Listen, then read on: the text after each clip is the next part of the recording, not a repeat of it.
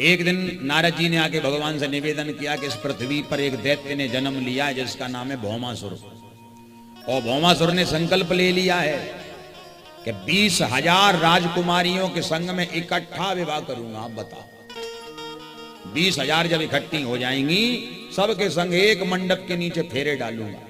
ऐसा महाराज विचित्र ये भौमासुर, और ये पृथ्वी का पुत्र है।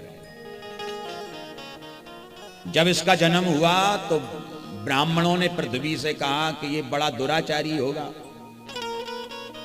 और द्वापर में भगवान श्री कृष्ण के हाथों से इसका गोविंदाय नमो नमः होगा। तो पृथ्वी भगवान के पास गई और नारायण भगवान से कहा कि प्रभु बस एक कृपा करना, हमारे पुत्र को मत मारना। भगवान ने कहा देवी ये तो विधान के खिलाफ है, आया है सो जाएगा, क्या राजा रंक फकीर। जिसने जन्म लिया है उसको जाना भी है मरना भी है। पर देवी जाओ, मैं वचन देता हूं, जब तक तुम अपने मुंह से नहीं कहोगी तब तक तुम्हारे पुत्र को नहीं मारूंगी। पृथ्वी ने सोचा ये तो इन्होंने हमारे मन की बात कह दी, हमारा मन तो प्रसन्न कर दिया। भला कोई मां क्यों कहेगी कि हमारे बेटा को मारो। बोलो राधे राधे। और पृथ्वी का अवतार है सत्यभामा जी, ये पृथ्वी का अवतार है सत्यभामा। तो भगवान ने आज लीला करी और सत्यभामा को जब पटरानियों के बीच में बैठी तो भगवान ने इशारा किया, सत्यभामा हाँ जी बताइए। बोले चलो आज आपको कहीं घुमा के लाते हैं। अच्छी बात है, कभी कभी पति पत्नी को ले जाता है घुमाने के, भाई चलो घुमा के लाएं। तो मैं घर में ही रहती हो 24 घंटे, कभी कभी बाहर भी घूमो सुले। अन्य पटरानियां विचार करने लगी कि भगवान आज सत्यभामा को ही क्यों ले जा रहे हैं, अब ये तो प्रभु की लीला है। पर रुक्मणी जी सब समझती है। तो महाराज रथ में बिठाया और भगवान गए, भौमासुर के नगर में पहुंचे राज्य में। तो महाराज भौमासुर का एक मित्र है जिसका नाम है मुर नाम का दैत्य भगवान से लड़ने आया, तो भगवान ने उसको समाप्त कर दिया। भौमासुर को पता लगा तो भौमासुर आ गया लड़ने के लिए, और भौमासुर भगवान के ऊपर अपने बाणों का प्रहार करने लगा, पर भगवान कोई जवाब नहीं दे रहे हैं, शांत खड़े। एक बाण लगा तो भगवान का मुकुट गिर पड़ा, दूसरा बाण लगा तो भगवान का कवच टूट गया, और तीसरा बाण भगवान की भुजा में आके लगा तो रक्त निकल पड़ा। सत्यभामा जी बगल में खड़ी थी और सत्यभामा जी बोली, प्रभु इस दुष्ट का अत्याचार आप इतनी देर से सहन कर रहे हैं। अरे मैं कहती हूं ऐसे दुष्ट को जीने का कोई अधिकार नहीं, इसे समाप्त कर दो, मार दो। भगवान बोले, देवी हम तो तुम्हारी आज्ञा की प्रतीक्षा कर रहे थे, अब तुमने कह दिया है तो अब 1 सेकंड नहीं लगेगा। भगवान ने तुरंत अपना सुदर्शन चक्र छोड़ा और सुदर्शन ने जाकर के भौमासुर को समाप्त कर दिया। बोलो द्वारिकाधीश भगवान की जय हो। भौमासुर का उद्धार कर दिया। अभी इसकी जेल में 16,100 राजकुमारियां हो पाई थी, भगवान ने सबको बंधन से मुक्त कर दिया। भगवान बोले जाओ अपने अपने घर जाओ।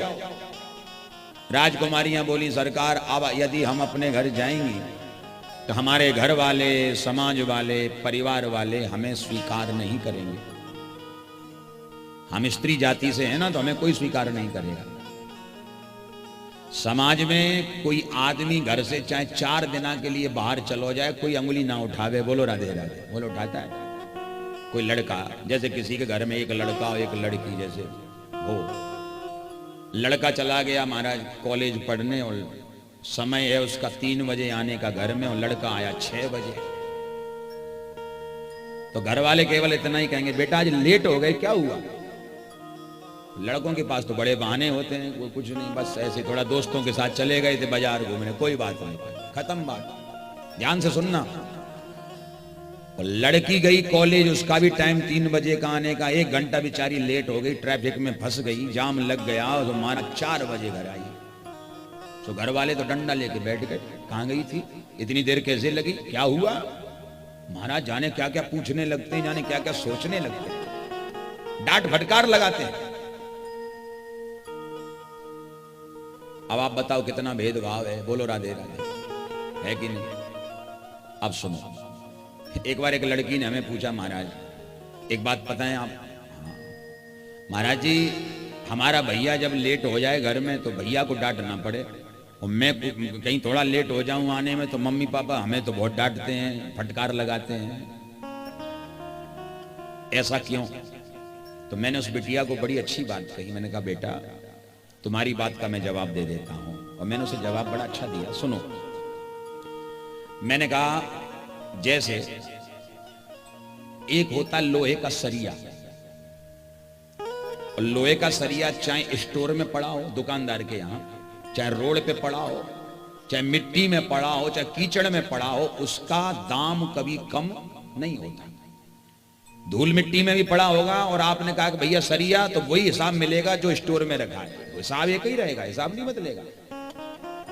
लोहे का सरिया चाहे आप पटक दो उसको, उसकी कीमत कम नहीं होती। तो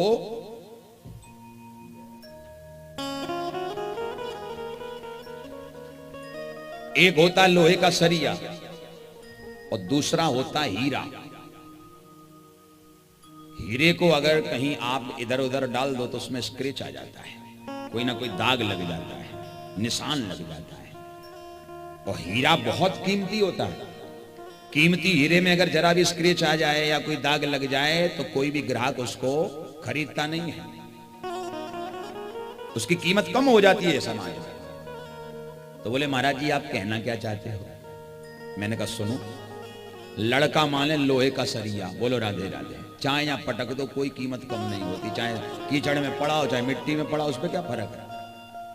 लड़का माने लोहे का सरिया और लड़की माने हीरा। प्रेम से बोलो राधे राधे, तालियां बजाओ बेटियों के लिए। लड़की माने हीरा, और हीरा को लोग चौड़े में नहीं फेंक देते, बड़ा संभाल के रखते हैं। आपने देखा हीरा रखने वाले लोग, जिसके पास डायमंड सेट हो या डायमंड वो जो होते हैं हीरे, उनको कितना संभाल के लोग रखते हैं। तिजोरी, उसके अंदर तिजोरी और उसमें फिर वो पर्स और वो डिब्बे में बड़े तरीके से संभाल के रखते हैं, कहीं जरा भी स्क्रैच ना लग जाए, कोई दाग ना लग जाए, क्योंकि ये हीरा है।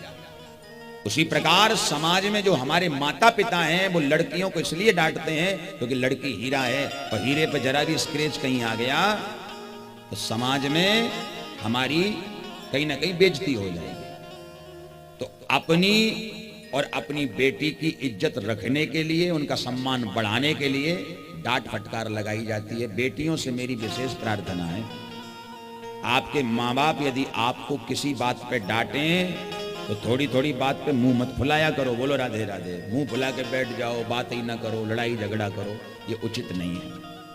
आपके माँ बाप यदि आपको डांटते हैं तो उसमें आपकी भलाई छुपी है, क्योंकि वो आपका हित चाहते हैं, और वो चाहते हैं कि जैसे हमारे घर में इज्जत से रही ऐसे दूसरे के घर में इज्जत से जाए। यहां भी इसने हमारा नाम रोशन किया और वहां भी जाके हमारा नाम रोशन करे। बोलो राधे। तो बेटियां ये विशेष ध्यान दें कि अपने माता पिता की डांट सहन करना सीखें। और एक बात और, मायके में यदि सहन करना सीख गई तो ससुराल का जीवन बहुत अच्छा निकलता है। बोलो राधे राधे। ये एक मैं अंदर की बात बता रहा हूं, मायके में जो बिटिया माँ बाप की या भाई की डांट सुन करके शांत रह जाती है, सहन कर लेती है, तो आप समझना कि उसका ससुराल का जो भविष्य है बहुत सुंदर जाएगा। अब मायके में इतना लाड़ प्यार मिले महाराज, इतना लाड़ प्यार मिले कि कोई डांट दे तो मुंह फुला के गुब्बारे जैसे बैठ जाए, बात ही ना करे और लड़ाई झगड़ा होने लगे। और यही आदत धीरे धीरे जब बढ़ती है तो आगे जब बिटिया ससुराल में पहुंचती है तो उसके लिए दुखदाई हो जाती है, क्योंकि आदत नहीं सहन करने की। सास ने कोई बात कह दी तो लड़ मरी, और महाराज के पति ने कुछ कह दी तो लाठी उठा ली। अब बताओ जिंदगी कैसे निकले? बोलो राधे राधे। अच्छा जीवन चाहती हैं, अच्छा भविष्य चाहती हैं, तो बहनों के लिए, बेटियों के लिए सबसे अच्छी बात है सहन शक्ति।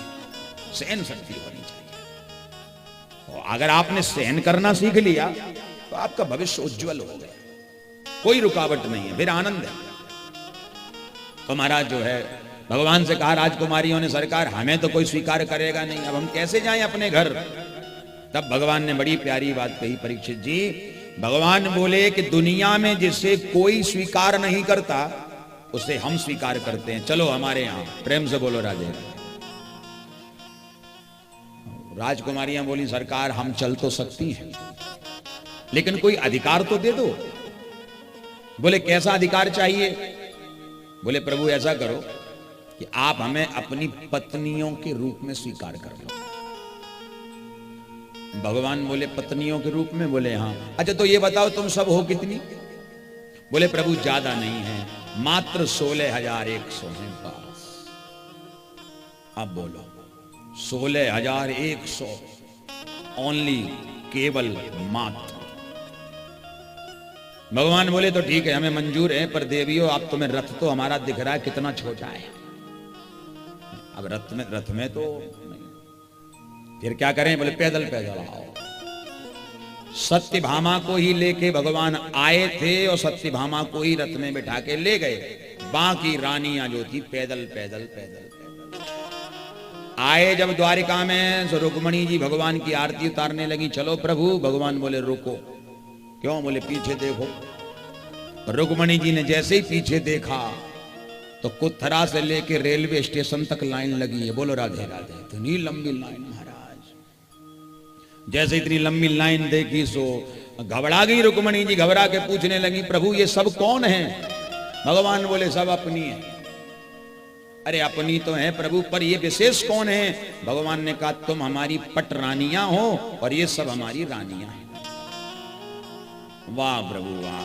अब थोड़ा इतना और बता दो कितनी है? भगवान बोले गिन लो। अब रुक्मणी जी ने गिनती चालू करी। 500 तक गिने फिर भूल जाए, फिर गिनती चालू करें फिर भूल जाए। 2-4 घंटा हो गए महाराज, गिनती पूरी नहीं हुई। अंत तो गत्वा रुक्मणी जी बोली अब आप ही बताओ प्रभु। भगवान बोले ज्यादा नहीं है, मात्र 16,100 हैं बस। रुक्मणी जी बोली आपकी लीला आप जानो। इस प्रकार भगवान के संपूर्ण 16,108 विवाह हुए। बड़ा परिवार भगवान का हुआ।